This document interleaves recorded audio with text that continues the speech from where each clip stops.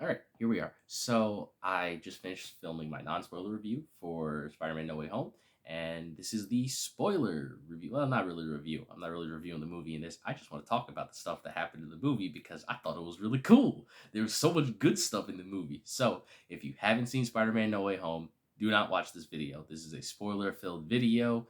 I don't want you getting spoiled for this movie. Go see it for yourself. And if you think you don't care about the movie, you're wrong. Go see it. If you want to fight me over it, too bad. I'm telling you, you're wrong. Go see the movie. It was good. So, yeah. Spoilers, spoilers. This is a spoiler talk, spoiler discussion, however you want to view it, of Spider-Man No Way Home. I'm going to talk about the spoilers right this second. Okay. Oh my god. Oh my god. There's just so much good in this movie. Oh my god. Bro, you, like everybody was yeah. Why they gonna kill Aunt May, bro? Why they kill Aunt May? Why they kill Aunt May? Oh man, that hit so hard. That was such a good scene. Like everybody was talking about, oh man, they're gonna do the Gwen Stacy death, and maybe MJ's gonna die or Andrew Garfield's gonna save her. But nobody talking about Aunt May. Aunt May was just pure. She was just pure Aunt May in this movie with a dash of the Marissa Tomei flair, and then she dies, bro. She died. That hurt so bad. Oh man, yo, God damn. Uh, May, you will be missed. You will truly be missed. You did a great job raising this version of Peter Parker. I'm gonna miss Marissa Tomei as Aunt May. She's probably my favorite Aunt May, to be honest. Like she has like the quirky aunt vibe that they added into her for the MCU, which I enjoy. And then they gave her the same, wise old lady thing that she has for Peter in like the previous movies and the comics, which I thought worked really well. It's a fresh new take on Aunt May that I really like, and I will really, really miss her because she's not really in Far From Home all that much, which sucks. But she did have a significant role in this movie, and I really loved her in this role. And like I said, I will miss Marissa Tomei as Aunt May. Oh man, it's just there's just so much in the movie to talk about. Like I don't even know where to go. I I gotta talk about Willem Dafoe. Willem Dafoe killed it. He killed it in this movie. He crushed it so hard, bro. And like I love the fact that he has a point. Like he's not just evil or maniacal or anything just because he has a point. He's just like he has the same philosophy that he had in Spider-Man 1. It carried over. He's like, Peter, you have all this power. You can be a god amongst these people, but you just refuse to do it. So join me. Like his one line sums up the entire movie of Spider-Man No Way Home. Peter, you're struggling to have everything you want while the world tries to make you choose. That's it. That summarizes the entire movie right there. That is what causes the core conflict and all of the fallout that happens in Spider Man No Way Home. And he's right, though. Like, Peter has the power to do it, but he also has the responsibility, so he doesn't do it. And man, the fights in this movie are so brutal, but I'll get to that in a second. Willem Dafoe just truly killed it in this movie. I love how they gave him the comic book goblin design by having him wear like a purple hoodie that gets like torn up, so it's like he's got like the purple goblin hood that he has in the comics. I think that worked out really well, and I like the fact that he got rid of the mask and just added some goggles because let's face it, Willem Dafoe, although I'm not saying he looks, ugly or anything like that because he doesn't. He definitely it pulls off his natural face, pulls off the goblin look. I mean, hell, they just used most of his facial design when he played Ryuk in the live action Death Note movie. Excuse me. So like, yeah, it worked. Just like give him the purple hoodie and the little touched up suit and everything. Cinema. True cinema right there. All the other villains. I was not expecting Kirk Connors to talk. I don't know why he spoke in The Amazing Spider-Man 1, but it still caught me off guard because he seemed more competent in this, but he was actually kind of funny. I did like the interaction between all the villains in the multiverse. Especially Flint Marco. That was something people were concerned about, is that the villains wouldn't have their personalities and their stories from the previous Spider-Man movies, but that wasn't the case. They adjusted their stories in a way that brought them all there for various reasons, and they maintained their personalities, because the first time you see Sandman, he fights by Peter's side because he thinks it's Tobey Maguire under the mask, So he fights by his side and helps him stop Electro until he gets a little concerned after Peter like magics him in Electro into a prison. Um, Jamie Foxx, I like that they retconned his design. I love the new design. My boy got Tim's. He definitely got hood energy right there. Uh, I do like the fact that I remember the rumors people were talking about, like the fact the movie's going to be about all the villains fighting over the arc reactor, and it's going to be another Iron Man Jr. movie, and it wasn't. That was just specifically because of Electro. Electro stole an arc reactor because it supercharged him and gave him incredible power. So I'm guessing that's where that rumor stemmed from. So screw you guys who thought that was what the movie was going to be about. You were wrong. But Electro stealing the arc reactor makes perfect sense. And I will say, out of all the villains, Electro is both written really well and really poorly because he's just Jamie Foxx.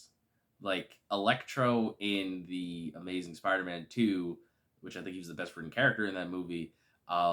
He was like a nerdy dork who felt like an outcast, who was like a child throwing a tantrum because he didn't get what he wanted. But in this movie, he's just Jamie Foxx. Like he has Jamie Foxx's swagger, but then he still maintains some of Max Dillon's feelings and everything like that. Sorry, I was looking. I got a notification of something, so I was looking over them. Yeah. Um. So that was probably the only gripe about it, but it is what it is, so it's fine. Um. Man, what else? What else? What else? What else is there? There's just so much. Ned being able to do magic was pretty funny. I did like that. That was pretty cool and pretty funny. I wonder where that's going to go in the future.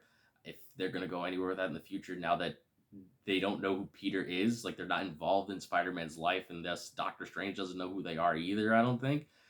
Like, oh, man, I'll get to the ending. I'll get to the ending. I'll get there. Let's go in order. Let's go in order. Like I was trying to say earlier, the fights are brutal. Like the fight between Green Goblin and Spider-Man in the condominium is so brutal. Like they're just going at it, and Goblin's just like freaking suplexing him through floors, just like whap, bah, bah, just like wailing on Peter. It's man, like he's really trying to kill him. Like I feel like Peter's life is in danger, which is something I didn't really feel in Far From Home, if I'm being quite honest. But like his life always constantly felt in danger in this movie. And also, another side note, all the people who complained about the fact that Peter has multiple different suits in this movie, he doesn't. He has two. And his suit, the reason why it changes is because of the fact that, it gets covered in paint, so he turns it inside out. He does Spider-Man things. He's like, I have a suit. Let me just work with it in different ways so that, I can still look nice. Like his Iron Man, his freaking Iron Spider suit gets torn apart. But in the beginning of the movie, he doesn't even wear that long. He wears it for one fight scene against Doc Ock, and then he destroys it. And then he starts wearing the red and black suit that was covered in paint, and then he turns it inside out and it becomes the black and gold suit, and then he puts it back after Aunt May cleans it for him. And then he gets the spider, like the giant spider, because Doc Ock gives him the small bit of his Iron Spider suit that wasn't broken that he stole from him, and that's what creates the giant spider, which I think is his best suit. So that's not true. Never mind. It's the second best suit. I'll get to that in a bit. It's the second best suit, in my opinion. Um, and what else? Ooh, the fight scene between Peter and Doctor Strange where they're traveling through the mirror dimension. Ooh, boy. Man, I thought the Mysterio scene was them going crazy. They go crazy with that. It's just awesome. Man, it's so cool. Like all the different mirrors and everything colliding and shifting, and like Peter figuring out how to beat Doctor Strange because he used math is just hilarious. Oh. But now talk about the big things. The big things, we gotta talk about it. We gotta talk about the boys. We gotta talk about that nostalgia, that inject that nostalgia into my veins. Andrew Garfield and Tobey Maguire making the MVP returns, and I love they are written phenomenally in this movie. They feel like their characters from their respective movies. They act like them, and I think Andrew Garfield is written 1,000 times better than he is in the Amazing Spider-Man movies. No offense to Mark Webb, I just think they perfected like the characterization that he was trying to set up in those movies, and like their story arcs still maintain and continue, and they have those emotional beats that they have. Andrew Garfield gets to save MJ, from falling like Gwen. And when he saves her, they don't just skip past it. No, they hold it there. He's like, "Are you okay?" And she's like, "Yeah." And then he starts feeling emotional and he starts crying, and she's like, "Are you okay?" And he's like, and he steals himself and gets back into the fight. It's so good. Or like how Peter, he saw that like our Peter, Tobey Maguire's Peter saw that Tom Holland's Peter was going to kill the Green Goblin because he wanted revenge for the Goblin killing his Aunt May. And right when he was about to kill him, Tobey Maguire hops in and he grabs the Goblin, the freaking Goblin glider, and he looks at him. He doesn't. They don't say anything to each other. He just looks at him, and they just look at each other, and then they come to an understanding. And then Tom Holland drops the glider. It's such a great moment. It's just so good, man. You, oh my god! And the scene where they come together as a team and they're like swinging back to back, hopping off each other, flipping each other's webs to swing around. It's so good. And I love their interaction with each other. Their interaction is pure comedic genius. The way that all three Peters just talk to each other. I love the fact that like and how they did throw in a little cheesy jokes like how Andrew Garfield, because everyone like hates on his Peter Parker the most. He's like, "Nah, man, I'm lame." And McGuire's like, "No, you're amazing. Don't say you're lame. You're amazing." I'm like, "Ah ha ha, I get it. See what you did there." And then like they're all like talking to Tobey Maguire. They're like, so how you shoot your webs, bro?" And he's just like, what are you guys making fun of me?" It's like, because it's like, no. It's like, we don't, we can't do that. So we're curious how you can do it. And he's like, "Well, I can't explain exactly how I do it. It just does it." It's like, "Well, does it only come out of your wrists or does it come out of like?" It was just such a unique scene. I loved it. It's just so good. It's just, it's so good. Also, the upgrades they made to Andrew Garfield and Tobey Maguire's suits look fire, bro. Oh man, there's suit upgrades that they get, like the redesigns of like them have been Spider-Man for years, and they get the new upgrades and everything. Looks so cool. I love the new upgrades. They're like the best Spider-Man suits we've gotten in any movie. Like the three suits they're wearing in this movie, pure cinema. Genius. Love it. Whoever did the costume design of this movie, you need a raise. You did such a great job. Every character pops off the screen. They look great. The only character that I think fell into the background was probably like the Lizard and the Sandman, because like they did a weird thing with the Sandman. I get what they were doing it. They were doing it for like the visualization is that for whatever reason Flint Marco can't solidify his body into like a human form in this movie. He's just like completely made of sand the entire movie. And then at the end of the movie, like the sand melts away and he's back to his like regular form, which I was like, okay, that's weird. I don't know why they, had him in sand the whole movie. Um, I also love the fact that Peter proves Doctor Strange wrong. Is that Doctor Strange wanted to just kill all the villains and send them back to their universe because more than half of them, well, actually, let me see, the Lizard, no, Electro, Doc Ock, and Green Goblin. Yeah, so more than half of them die fighting Spider-Man, and Peter's like, "No, I don't want them to die. Can I like cure them of their like supervillain powers and then send them back so they won't die in a fight with Spider-Man?" And Doctor Strange is like, "It's not gonna work, so I'm just gonna send them back." And Peter proves him wrong, and he saves them, and it worked out really cool. And I love the fact that like the whole movie, Peter's trying to save everybody, and it's great. I am a little disappointed that scene from the trailer got cut out of the movie. Is that there's a scene from the second trailer where Peter's talking to Aunt May, and he's like, I can't save everybody. Like, I wish that was still in the movie. I don't. If it is, then I'm sorry, but I don't remember the line being in the movie, so I missed it. I wish it was in the movie because that was a really good line, in my opinion.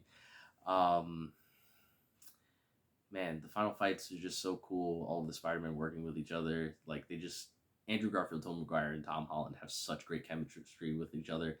I'm not gonna like be one of those fans that's like I definitely want to see another Spider Verse movie with the three of them together. No, this works wonderfully. I don't want them to overdo it. This is a great thing. I can rewatch the movie as many times as I want to see their chemistry. It's fantastic. I love it. Leave it the way it is. Um, and now the end of the movie, the last few bits at the end of the movie. Peter sacrificing his identity, not Spider-Man. Originally it was just going to be everyone forgot that Peter Parker is Spider-Man. But now the only way they could fix the multiverse is by erasing Peter Parker's existence so it wouldn't pull in all of these people who know Peter Parker. So they erased the fact that Peter Parker existed, and now he's just like this nobody now. So like they show at the end he is going to take his GED so that he can continue his life. He gets a shitty apartment, which looks very reminiscent to Tobey Maguire's apartment from the Spider-Man trilogy, which I really loved. Great, fantastic, spectacular, amazing. Um, I love the way that it looked like that. He's like the shitty apartment, and Peter walks in. He's like, "Yeah, this is home." I really did enjoy that. I'm looking forward to. I'm hoping like in the next movie he ends up being a photographer for J. Jonah Jameson. I think that'd be cool. That'd be nice to add in there. I do like the fact that Spider-Man still exists in the universe. Like when Doctor Strange erases his memory, it's just Peter Parker. Spider-Man still exists. Like he canonically exists. He has done everything. He's fought with the Avengers, so on and so forth, which I think is cool. But like it's so impactful because like Peter has this heartfelt goodbye with MJ and Ned, and then after everyone forgets who he is, he shows up to MJ's job to tell her who he is, and he sees a scar from like where MJ got hurt during the final battle, and he just decides that he can't tell them, that he doesn't want to tell them. He wants them to be safe rather than telling them who he is and bringing them back into his world. He decides to let them be safe, and he goes off and he's on his own. He doesn't have anyone anymore. And I thought that was true Spider-Man moment. Ooh, such great cinema right there, man. Like it just hit so hard. Like the ending of this movie, like I said, after like the first act that was a little bit goofy, the movie's like serious the rest of the way through with like a little bit of jokes in there, but like it hits hard at the end. There's like basically no jokes. It's just straight heartfelt impact for the end of the movie, and I truly loved it. And then bro you know what, I'm going to talk about the two after credit scenes first before I talk about the final scene of the movie, because the final scene of the movie is probably my favorite scene in like almost any Spider-Man movie. Like it's just so damn cool. The first after credit scene, Tom Hardy's Eddie Brock will not be the Venom for the MCU, which I really like, actually, because like I was like, okay, I'm fine with him being Venom in the MCU. It is what it is if that's the route they're going with, but no, they're gonna have their own Eddie Brock in the MCU who's gonna become Venom, because in the first after credit scene, Venom and Eddie are just like chilling, trying to like understand what's going on in our universe, and then like he gets blipped back after when Doctor Strange cast the spell, but a piece of Venom remained in our world, so that piece is obviously going to bond with Peter or Eddie Brock or Flash Thompson or whatever at some point in the future, and that will lead into our own version of Venom in future installments, which I think will be really cool, and I'm interested to see that. And then the second post-credit scene, which technically isn't a post-credit scene, it is the trailer, the first trailer for Doctor Strange and the Multiverse of Madness. Sam Raimi, you mad lad. That movie looks creepy. I'm looking forward to it. Oh my God, bro. I haven't really read Doctor Strange comics like that. I personally love Doctor Strange. I've liked him ever since I was a kid, but I just never really got into his lore like that. But that movie looks creepy as hell. The effects look crazy. I'm looking forward to seeing Elizabeth Olsen and Benedict Cumberbatch bouncing off each other, because I think they're going to have great chemistry in that movie. It just looks so cool, so creepy, so awesome. The stakes look so dire. I just can't wait for that movie in like 5 to 6 months, I think. So it's going to be great. I'm definitely looking forward to that one. It's going to be a good time. And now, last but not least, before I end this spoiler talk, discussion, review, however you see it, the final scene of this movie. Peter gets his new apartment, he comes in, he gets himself situated, and then, he checks his phone app, he sees that there's crimes going on, and he jumps out the window, and as it starts panning out, you see that Peter was stitching together a new red and blue suit after seeing the red and blue suits that Tobey Maguire and Andrew Garfield had. He makes himself a new red and blue suit, and then you see Peter running with the new suit, stumbling about, swinging throughout the city, and it looks so cool. It's got like this nice sheen to it. It looks like comic book Spidey. Like he just looks so good in this new suit, man. It looks so freaking cool. And he's just swinging through, and there's like Christmas music and snow everywhere, and he just dive bombs into the screen, and I'm like, bro, how you gonna end the movie like that? Oh God! Oh, it's so damn cool, man. Oh man. Oh, it's so good. Spider-Man: No Way Home, fantastic, amazing, spectacular movie. I love it. I am going to see it again, and I hope you guys enjoyed as well. So leave your thoughts down in the comments on what you felt about it, how you feel about the future of the Spider-Man in the MCU. Just, like I said, this is a spoiler one. Go crazy down there. I've warned you at the beginning of the video and all that. So, yeah. I will catch you in the next video. And remember, folks, you're innocent until proven villainous.